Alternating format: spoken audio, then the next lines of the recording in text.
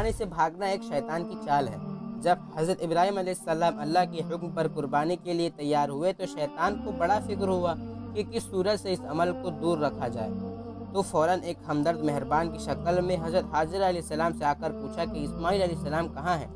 حضرت حاجرہ نے فرمایا کہ اپنے ابا کے ساتھ جنگل میں لکڑیاں لانے گئے ہیں۔ شیطان نے کہا یہ بات نہیں ہے، بلکہ ابراہیم اسماعیل کو ذبح کے لیے لے گئے ہیں۔ حضرت حاجرہ نے فرمایا بھلا کوئی باپ اپنے بیٹے کو ذبح کرتا ہے؟ شیطان نے کہا کہ ہاں، وہ کہتے ہیں کہ یہ اللہ کا حکم ہے۔ حضرت حاجرہ نے فرما بردار بندی کی طرح فرمایا جب خدا کا حکم ہے تو انہیں یہ عمل کر گزرنا چاہیے۔ شیطان مایوس ہو کر باپ بیٹے کے پیچھے بھاگا جو شہر مکہ سے منہ کی طرف جا رہے تھے۔ اول ایک دوست کی شکل میں حضرت ابراہیم علیہ السلام کے پاس آیا اور اپنا داؤ چلانے کی کوشش کی، لیکن جس کے گھر والوں کا اتنا پختہ یقین ہو اس کا خود کا کیا حال ہوگا۔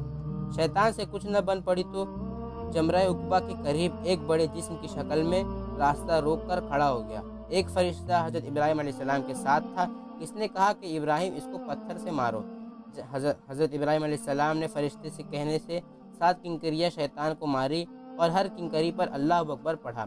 شیطان فوراً دفع ہو گیا۔ اسی طرح پھر آگے جا کر جمرہ وسطیٰ پر راستہ روک لیا۔ پھر حضرت خلیل اللہ نے تکبیر کہہ کر 7 کنکریاں ماری۔ شیطان پھر بھاگا۔ پھر آگے جا کر جمرہ اولیٰ کے پاس راستہ روکا۔ پھر آپ نے وہی عمل کیا اور آگے بڑھ کر قربانی کے مقام تک پہنچ گئے۔